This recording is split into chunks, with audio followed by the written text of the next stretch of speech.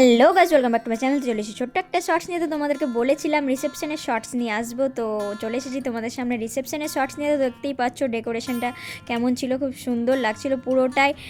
ভালোবাসার মানে চারিদিকে ভালোবাসায় ঘেরা, দেখতেই পাচ্ছ চারিদিকে লাল লাল লাল। তো দেখতেই পাচ্ছ আমরা এখানে বসে গেছিলাম, আর প্রচুর ক্রেজ ছিল, মানে এত ভিড় বুঝতেই পারছো, যে দেখেই বুঝতে পারবে তোমরা একটু পরে। তারপরে দেখতেই পাচ্ছ ওখানে ফটোশ্যুট হচ্ছিল, আমরা কোনো রকমে একবার চান্স পেয়েছি ফটো তোলার। তো দেখতেই পাচ্ছ যে এইগুলোই আমরা তুলেছিলাম সেদিন। তো দেখতেই পাচ্ছ এটা হচ্ছে আমাদের ফ্যামিলি। এই পুচকা ডনটা অনেক কিউট কিন্তু অনেক বদমাশও।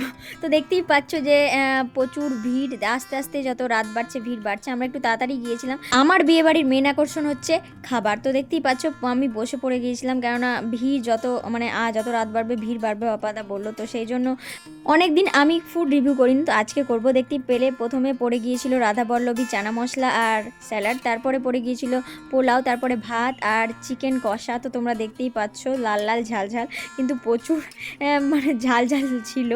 বাই দেবে আর দু রকম তরকারি ছিল, একটা হচ্ছে পাঁচ তরকারি আর একটা ছিল আলুর দম, তো সেটা আমি বলতে ভুলে গিয়েছিলাম। তারপরে দেখতেই পেলে চাটনি পাঁপড় সব কিছু খেয়ে আমি হাত তাত পরিষ্কার করে চলেছিলাম। এইটা হচ্ছে আমাদের স্কুল, তো স্কুলে খাওয়া দাওয়াটা ছিল। তো অনেক দিন পর স্কুলে গিয়ে খুব মজা হলো, মানে খুব আনন্দ পেলাম, অনেক দিন পর গেলাম। তারপরে দেখতে পেলাম যে রাধা বল্লভী ভাজা হচ্ছে, মানে গরম গরম দেওয়া হচ্ছে। তারপরে দেখতেই পাচ্ছ এই পুচকে ডনটা কী করলো। তারপরে দেখতে পাচ্ছ যে কত ভিড়, মানে আস্তে আস্তে ভিড় বাড়তেই আছে।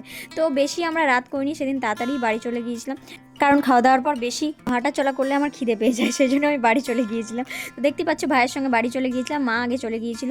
তো এইভাবেই দিনটা শেষ হলো। দেখা হচ্ছে নেক্সট কোনো সচেতন। Bye bye.